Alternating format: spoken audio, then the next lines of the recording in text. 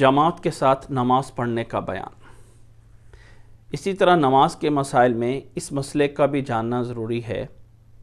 کہ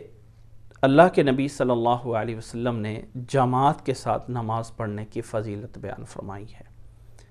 جب انسان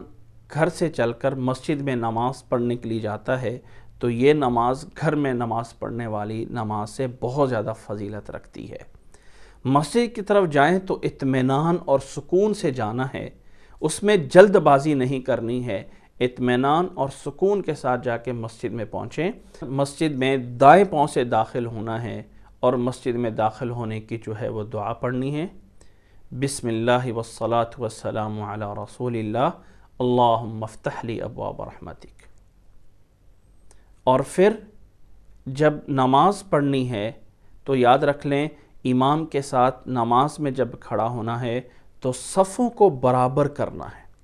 جس میں پاؤں بھی آپس میں ملے ہونے چاہیے اور پاؤں کا رخ قبلے کی طرف کر کے آپس میں پاؤں کو جو ہے وہ ملایا جائے۔ تمام صف میں تمام پاؤں جو ہیں وہ سیدھے قبلے کی طرف ہوں اور آپس میں جو ہیں وہ ملے ہوئے ہوں۔ اللہ کے نبی صلی اللہ علیہ وسلم سے حضرت انس رضی اللہ تعالیٰ عنہ بیان فرماتے ہیں کہ آپ صلی اللہ علیہ وسلم نے فرمایا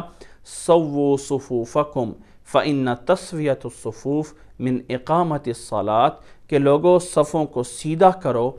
کیونکہ صفوں کا سیدھا کرنا یہ نماز کا ایک حصہ ہوتا ہے۔ اور ابو داؤد کی روایت میں الفاظ موجود ہیں کہ رصوا صفوفکم وقاربوا بینہا وحاذوا بالاعناق فوالذی نفسی بیدہ انی لأری الشیطان تدخل من خلل الصف کأنہا الحدف، کہ آپ صلی اللہ علیہ وسلم نے فرمایا کہ صفوں کو آپس میں ملاؤ، قریب قریب ہو کے کھڑے ہو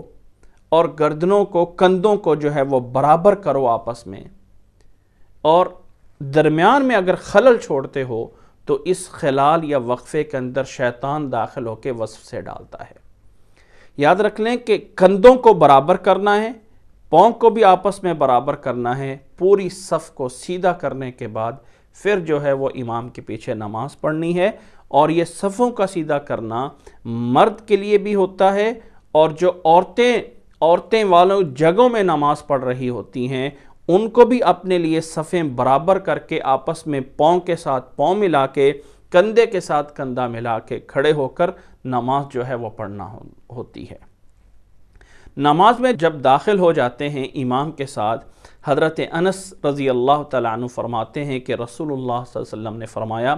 انما جعل الامام لیؤتم بہ فاذا کبر فکبروا واذا رکع فارکعوا واذا رفع فارفعوا۔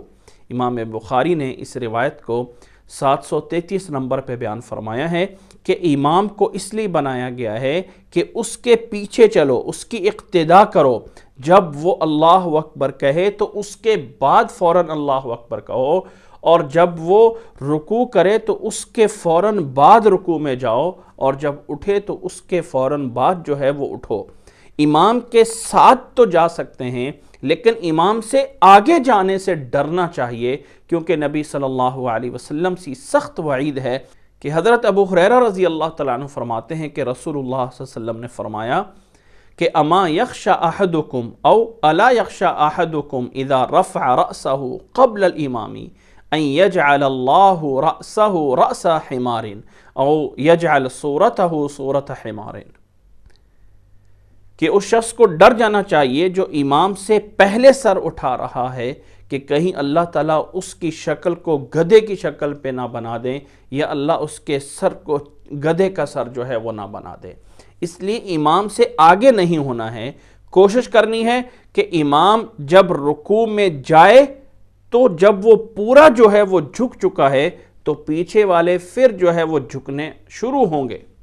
اسی طرح جب امام سمیع اللہ لمن حمدہ کہہ کے اٹھے گا تو جب سیدھا کھڑا ہو جائے پھر پیچھے والے جو ہے وہ اٹھنا شروع ہوں گے۔ اسی طرح جب سجدے میں جائے گا تو جب وہ اللہ اکبر کہہ کے سجدے میں چلا جائے پھر پیچھے والوں کو جو ہے اس کے بعد سجدے میں جانا چاہیے۔ اسی طرح جب وہ سجدے سے اٹھتا ہے تو جب اللہ اکبر کہہ کے اٹھ کر بیٹھ جائے بعد میں جو ہے وہ پیچھے والوں کو اٹھ کر جو ہے وہ بیٹھنا چاہیے۔ یہ ہے اللہ کے نبی صلی اللہ علیہ وسلم سے صحیح نماز میں امام کی اقتداء کرنے کا جو ہے وہ طریقہ ہے۔ اسی طرح یہ بات بھی ذہن میں رکھ لیں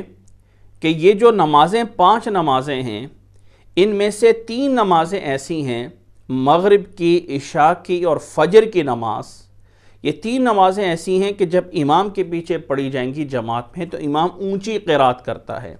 جس میں سورۃ الفاتحہ اور بعد والی قرات اونچی جو ہے وہ کی جاتی ہے۔ جب مقتدی پیچھے پڑھ رہا ہے نماز امام کے پیچھے تو سورۃ الفاتحہ تو اسے ہر صورت میں پڑھنی ہے، امام کے پیچھے جہاں بھی نماز پڑھ رہا ہے اسے سورۃ فاتحہ کے بغیر نماز نہیں ہوتی ہے، لیکن امام کے پیچھے نماز پڑھ رہا ہے تو جب امام اونچی قرات کر رہا ہے اسے جو ہے ان رکعات میں امام کے پیچھے آہستہ قرات کرنی ہوتی ہے۔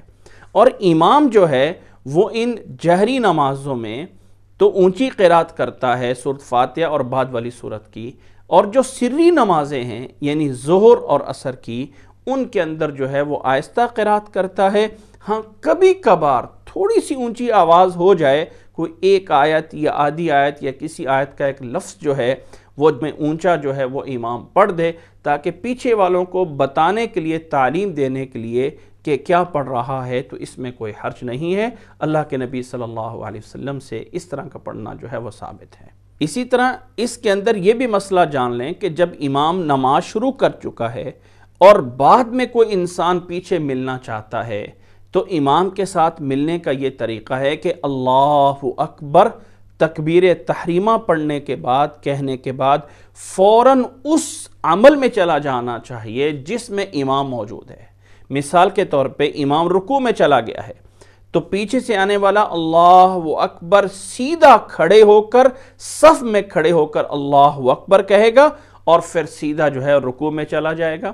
اسی طرح جب امام سجدے میں گیا ہوا ہے تو پیچھے والا جو نماز میں مر رہا ہے، لیٹ آنے والا، تو وہ جو ہے اللہ اکبر کھڑے ہو کر پوری طرح سیدھا ہو کے کہے گا، اور پھر اس کے بعد ہاتھ باندھنے کی ضرورت نہیں ہے، اس لیے کہ امام جہاں پہنچا ہے وہیں سے شروع کرنا ہے۔ تو اللہ اکبر کہہ کے وہ نماز میں داخل ہو گیا، اب اسے سیدھا جو ہے وہ سجدے میں جانا ہے، یا اتحیات میں بیٹھا ہے تو امام کے ساتھ وہیں جا کے بیٹھ جانا ہے۔ امام جس رکن میں ہے اسی سے جو ہے وہ نماز کو شروع کرنا ہے، اور پھر جتنی رکعات امام کے ساتھ ہو جائیں اتنی رکعات اس نے پڑھ لی، اور پھر اپنی باقی اس کی رکعات جو رہ گئی ہیں، مثال کے طور پہ 2 رکعتیں امام کے ساتھ پڑھ لی ہیں، 2 رکعتیں باقی جو ہے اس کی رہ گئی ہیں، تو وہ امام کے ساتھ 2 رکعتیں پڑھنے کے بعد جب امام پوری طرح دونوں طرف سلام پھیر لے، السلام علیکم ورحمۃ اللہ، السلام علیکم ورحمۃ اللہ، جب امام پوری طرح سلام پھیر لے